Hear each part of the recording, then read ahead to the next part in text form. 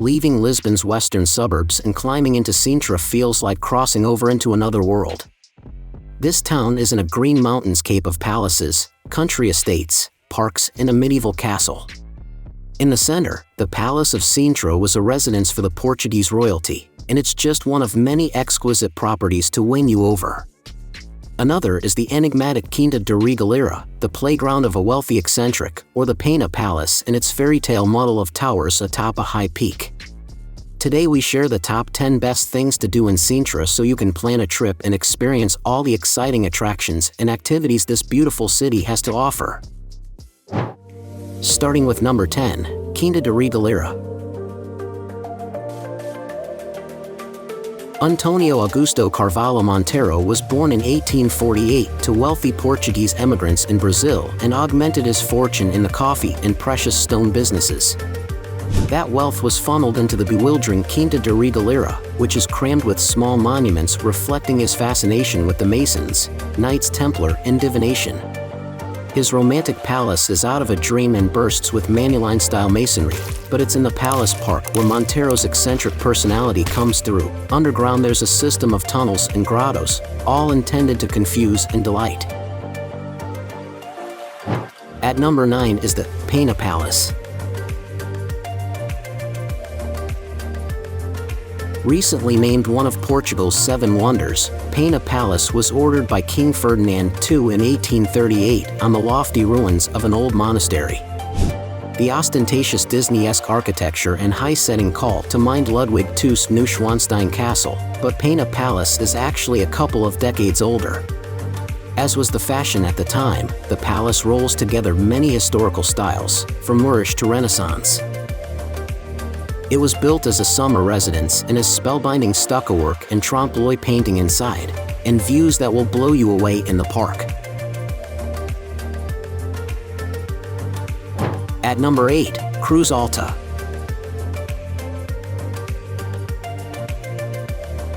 The most rewarding of all the walks you can do in the Pena Park is the trail weaving through magical forest to the highest point in the Serra da Sintra. At 528 meters, this prominence is marked with a Manueline-esque stone cross and is strewn with granite boulders. At this height, there's a beautiful perspective of the Pena Palace's colorful assortment of towers, as well as the green tones of the Sintra Mountains. On clear days you can see parts of Lisbon and the Tagus estuary. At number 7, Cabo da Roca. Sintra's boundaries go all the way to the coast, and the westernmost point of continental Europe. Cabo da Roca is the point where the Serra da Sintra sinks dramatically into the ocean. The cape is 140 meters at the top of a granite cliff and with powerful boulders and outcrops pounded by the ocean far below.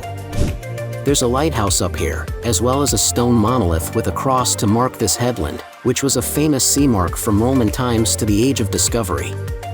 The ground up here is a carpet of evergreen ice plants, an invasive plant native to South Africa. At number 6 in our list, Castle of the Moors. Hoisted on one of Sintra's northernmost peaks are the ruins of a mighty castle, built by the Moors and enlarged after the Reconquista. The walls have 4 square towers and snake with the contours of the mountain at the top of a sheer cliff, so it's a sight to behold from below and is an amazing vantage point from above. Up between the Merlins you can look over the peaks, bluffs and rocky spurs, out to the Atlantic and over Sintra. Historians can investigate the ruins for some exciting vestiges like the large Moorish cistern that you can enter via a stairway, and the ruins of a Romanesque chapel with frescoes in its chancel. At number 5, Park and Palace of Monserrate. Monserrate is deep in the mountain range, slightly removed from Sintra's other palaces, and so isn't quite as crowded. But that doesn't mean you can pass it by, because both the Moorish Revival Palace and grounds are glorious. It was all landscaped in the mid-19th century for Sir Francis Cook, an English aristocrat who was given the title Viscount of Montserrat by King Louis I.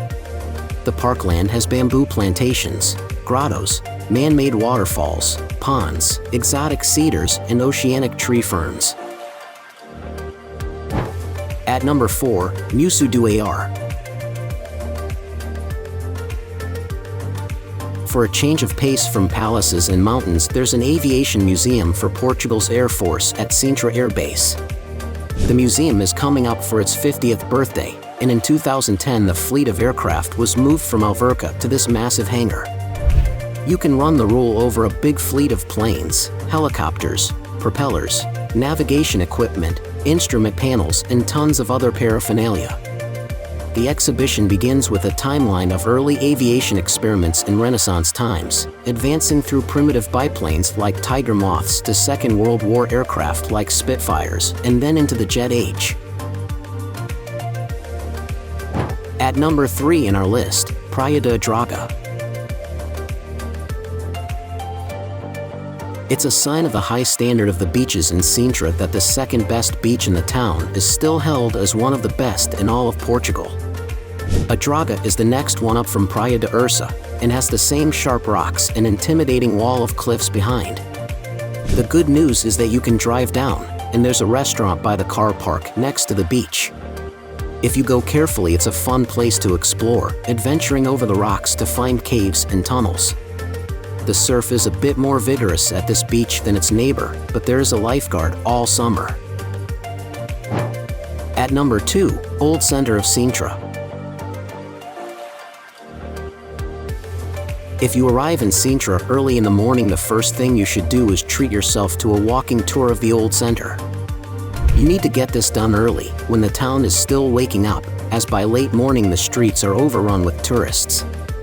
The compact core winds up a precipitous valley and has twisting cobblestone streets, narrow stairways, churches, and beautiful mansions and townhouses. Some of these contain museums, like the Museu Anjos Texeira and the Museu de Historia Natural, and others you can only admire and photograph from the outside. Check out the number 1 places in our list, Praia da Ursa. On the road to Cabo da Roca, you can follow the signs beckoning you down a dirt track to this beach. Praia da Ursa may be one of the most spectacular beaches you'll ever visit, and is on that indented shoreline you can see from the cape. The beach is almost boxed in by tall, jagged cliffs and outcrops, which help to calm the surf, so it's a rare beach on the Atlantic coast where non-swimmers can paddle in safety. Getting there isn't easy, as you have to inch down a cliffside trail, but it's a small price to pay for such astounding scenery. Now it's time to hear from you. What's your favorite things to do in Sintra? Is there something we missed? Let us know in the comments section below, and don't forget to give this video a like and subscribe to Greenable if you haven't already. Click the bell icon to stay updated on all our latest content.